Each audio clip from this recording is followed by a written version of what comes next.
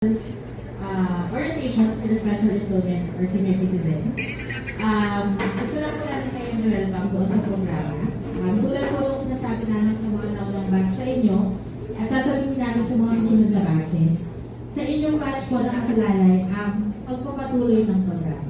So tulad po, nung nabanggit sa inyo, kung pinaproseso kayo para dito, kung ano po yung magiging performance nyo, dyan po nakasalalay kung magiging tuloy-tuloy yung programa.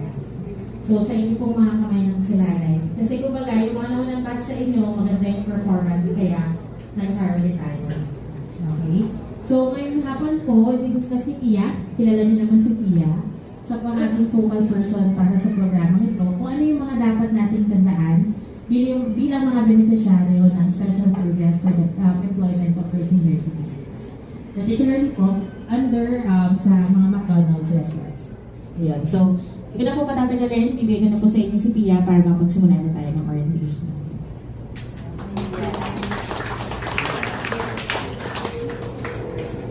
Hello po, good afternoon po sa lahat. Mga naligaw po ba sa annex? Pasensya na po, late po yung short notice po kami. Pasensya na po. Ayan po. So yung orientation po natin ngayon is all about the City Ordinance 8598. Yun po kasi yung ordinance na nag-mandate sa mga fast food restaurants sa Manila na mag-provide ng temporary employment para po sa inyo. So ano nga po ba yung ordinance na to? So yun nga po, as mentioned, ito po yung ordinance na nag-mandate including sa MACDO para po mag-provide ng temporary employment sa mga qualified na senior citizens, differently abled, and persons with disability na residente ng Manila. So, ang beneficiaries po ng ordinance na to ay syempre kayo po. And yun nga po, the differently abled persons and persons with disability. Per branch po, at least may nade-deploy na 2 senior citizen and 1 PWD.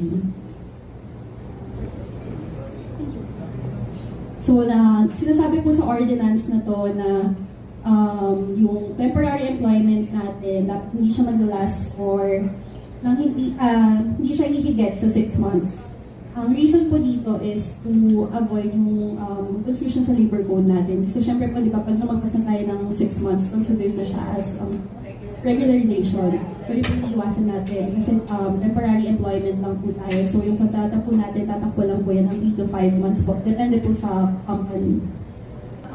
But minimum po, at least 4 days.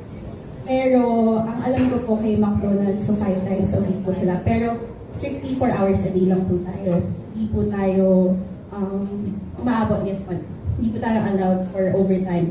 Yun na po yung, natin, 4 hours po tayo. The beneficiaries will not be assigned to perform tasks that are hazardous to their health or beyond their physical limitations or capabilities. So, syempre po, ang priority pa rin po namin dito is yung health nyo po, yung well-being nyo po. So, iiwasan pa rin natin na ma-assign kayo dun sa mga tasks na hazardous, especially sa, alam ko po, ang McDonald's na nag-a-assign sa kitchen because kitchen is considered as hazardous area. Also sa restroom, kasi madalas po ang restroom. So, dun po tayo talaga ma-assign sa, kung saan po tayo visible. So, sa lobby area po. Kung saan po makikita tayo ng mga staff ni McDo, ng manager natin, ng supervisor natin. The beneficiary's employment will not be covered by the provisions and benefits provided by the labor code. So, ito rin po yung reason kung bakit hindi tayo pwede lumagpas ng 6 months. Kasi nga po, hindi rin kasi tayo covered ng provisions and benefits ng labor code. So, sinasabi po dito na wala tayong 13-month pay, hindi tayo wala tayong mga leaves, wala po tayong mga special credits, wala po tayong ganun. So the beneficiaries will be included into group medical insurance. So ito naman po, madidiscuss naman yan ni company, ni McDo sa inyo, doon po mismo sa orientation niyo po with them. And ito po yung expectations from you. So prior to being engaged by the fast food company, ina-expect na mag-undergo tayo ng training. Lahat po yung mag-discuss sa mismong orientation po natin with Sir.